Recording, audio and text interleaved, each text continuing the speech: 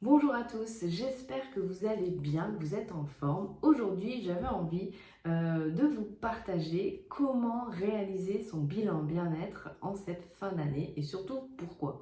En fait, pourquoi réaliser son bilan bien-être? Bien, tout simplement pour prendre un temps pour observer où on en est et observer sans jugement, sans culpabilité. Celle-là, on la met dans le placard. On est vraiment juste là pour observer et de par l'observation, potentiellement avoir des prises de conscience et se dire ok, là-dessus, j'ai envie clairement de m'améliorer.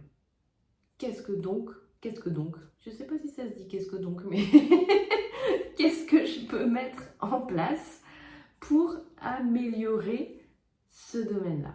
Donc je vais vous partager les quelques points sur lesquels je vous invite à mettre votre attention. Et vous pouvez même vous aider d'un semainier, c'est-à-dire voilà, de prendre une feuille, vous pouvez trouver sur Google, vous tapez semainier, vous allez avoir tous les jours de la semaine, c'est le principe du semainier, avec les horaires, et de pouvoir remplir à l'intérieur de ce semainier, en gros, à quoi ressemble aujourd'hui votre semaine type, à savoir voilà, quelles sont les activités que vous mettez dedans. Et ça va vous aider pour la suite. Donc, les points que je vous invite à aller voir.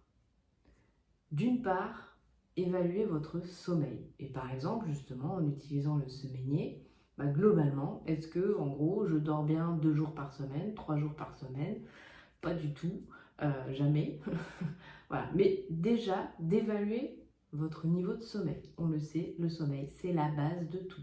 Si le sommeil n'est pas réparateur, peu importe le nombre d'heures, moi je n'aime pas donner un nombre d'heures optimal de sommeil parce que chacun est différent. En revanche, savoir si son sommeil est réparateur ou pas, ça, c'est pas très compliqué de le savoir.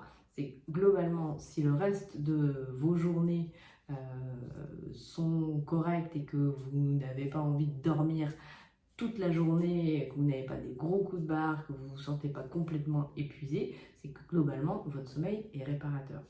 Si vous vous réveillez toutes les heures, que vous sentez de l'angoisse la nuit, etc., votre sommeil n'est forcément pas de bonne qualité. Voilà, donc je vous invite à mettre une note de 1 à 10 sur la qualité de votre sommeil, 10 étant un sommeil optimal.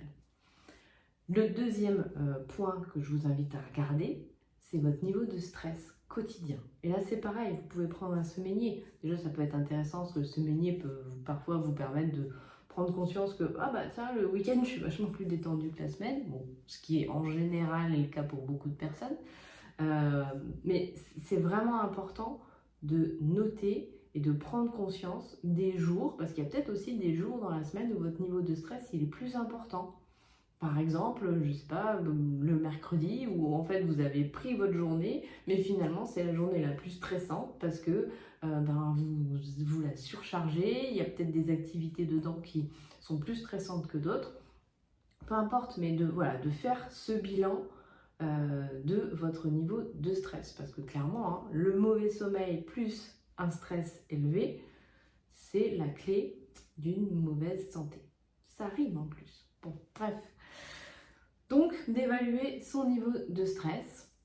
Et évidemment, tout ça, ça peut potentiellement vous inviter après à faire certains changements, à apporter certaines nouvelles habitudes pour vous aider à diminuer le niveau de stress si vous vous rendez compte que en gros 80% de votre semaine, vous avez un niveau de stress qui est hyper élevé.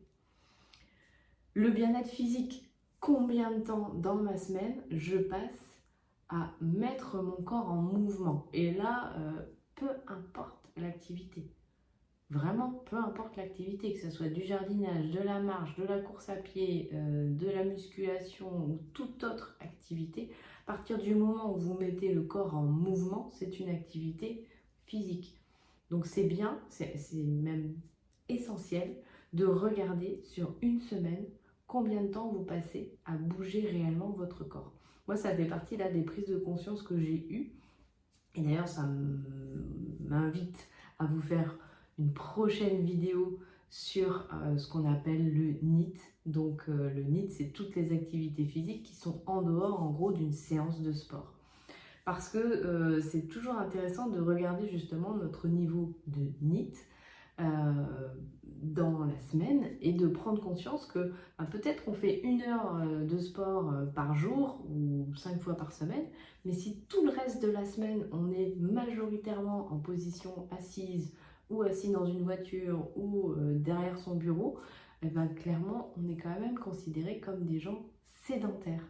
Et ça, personnellement, j'ai eu vraiment un flash en me disant ouais, c'est pas parce que tu donnes voilà, tes cours dans la semaine, etc., que t'es pas aujourd'hui considéré comme quelqu'un de sédentaire. Parce que en dehors de ces heures-là, c'est vrai que globalement, je suis quand même très souvent en position assise au bureau, derrière mon écran.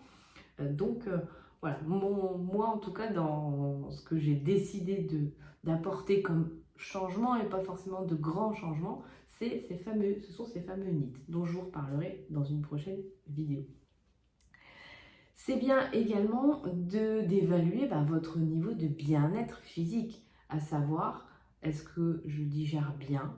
Est-ce que je me sens bien dans mon corps? Est-ce que je me sens léger? Est-ce que je me sens suffisamment fort? Est-ce que je me sens suffisamment souple? Est-ce que j'ai des douleurs? Vraiment de reconnecter, de faire un bilan vraiment de reconnexion qu'est-ce qui se passe avec mon corps, comment vraiment dans mon corps je me sens bien. Déjà, est-ce que je l'écoute, est-ce que j'entends ce qu'il a à me dire, est-ce que j'arrive facilement à percevoir, je vais y arriver, ces différents signaux. Est-ce que j'ai des douleurs chroniques? Enfin voilà, de faire vraiment ce bilan de votre bien-être physique avec votre corps. Évaluer bien sûr son alimentation. Comment dans une semaine, globalement, comment est mon alimentation? Est-ce qu'elle est majoritairement faite d'aliments bruts, de qualité? Ou est-ce que, si je regarde, la majorité, c'est plutôt d'une alimentation transformée avec beaucoup de sucre raffiné, beaucoup de soda, des choses comme ça.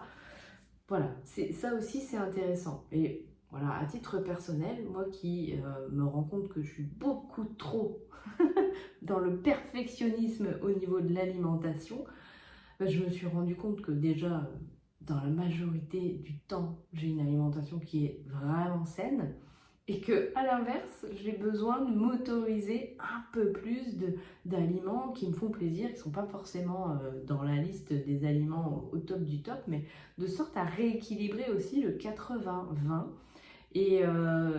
Et après, j'ai aussi pris conscience qu'au final, beaucoup d'aliments qui me donnent du plaisir sont des aliments sains, donc j'ai pas besoin de me prendre le chou, en fait. Donc voilà, ça sert à ça aussi les bilans, c'est que ça peut permettre aussi de voir ce qu'on fait déjà qui est finalement très bien et on n'a pas besoin de perdre du temps à aller se prendre le chou pour aller améliorer quelque chose qui fonctionne déjà, en fait. Donc c'est hyper important de regarder ça.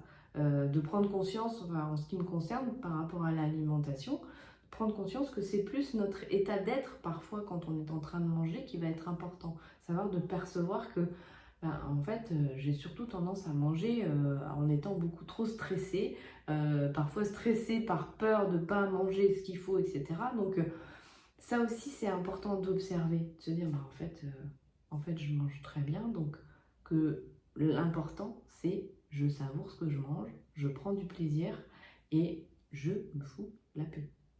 Ok?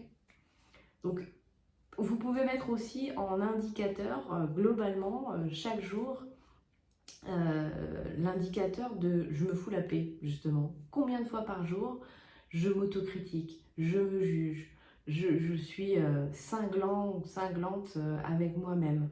Voilà, ça aussi, je vous invite vraiment à observer sur une semaine, et déjà même sur une journée.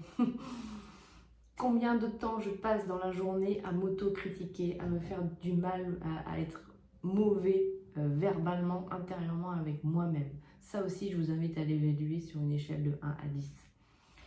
Et dernière chose, non pas dernière chose, avant-dernière. Cette vidéo elle sera un petit peu plus longue, mais il y a quand même un certain nombre de choses à regarder. C'est aussi le bilan de notre niveau relationnel. Comment on se sent avec les gens, avec nos proches, comment on se sent dans notre capacité à justement créer des nouvelles relations, à être en contact avec les autres. Est-ce qu'on se sent angoissé? Est-ce que, voilà. Donc tous ces points-là, c'est des choses qui sont vraiment importantes de mon point de vue à regarder. Et encore une fois, l'idée, c'est pas d'être dans le jugement, c'est juste d'observer. Et le dernier point, le plus important, vraiment le plus important, c'est quoi ton niveau de kiffance chaque jour? Quel que soit ce que tu fais, est-ce que au moins tous les jours, il y a 1, 2, voire 3. Quelqu'un d'ailleurs qui a écrit un livre 3 kiffs par jour. Et alors, entre nous, je ne l'ai pas lu, mais j'adore le titre et le principe, je le trouve fondamental. Donc, quel est ton niveau de kiffance chaque jour? Vraiment. Et ça, je t'invite à faire l'exercice parce que c'est essentiel, quels que soient les objectifs, quel que soit ce que tu veux. Ce qui est essentiel, c'est vraiment d'avoir du kiff, d'avoir de la joie, d'avoir de la satisfaction à faire ce que tu fais. Voilà, cette vidéo elle était un petit peu plus longue que d'habitude, mais j'avais envie vraiment de vous apporter un maximum de valeurs, d'indicateurs pour vous aider à faire au mieux votre bilan bien-être vous-même sur 2024. Bien sûr, si vous avez envie d'un coup de pouce pour faire votre bilan bien-être, eh bien, vous pouvez très bien me contacter, notamment en MP sur Instagram. Ce sera avec grand plaisir. Voilà, dans tous les cas, je vous souhaite de terminer cette année en beauté. De nouvelles surprises arrivent pour vous aider à terminer cette année avec beaucoup de sérénité. Et puis, dans tous les cas, je vous souhaite vraiment plein de bonnes choses et je vous dis à bientôt.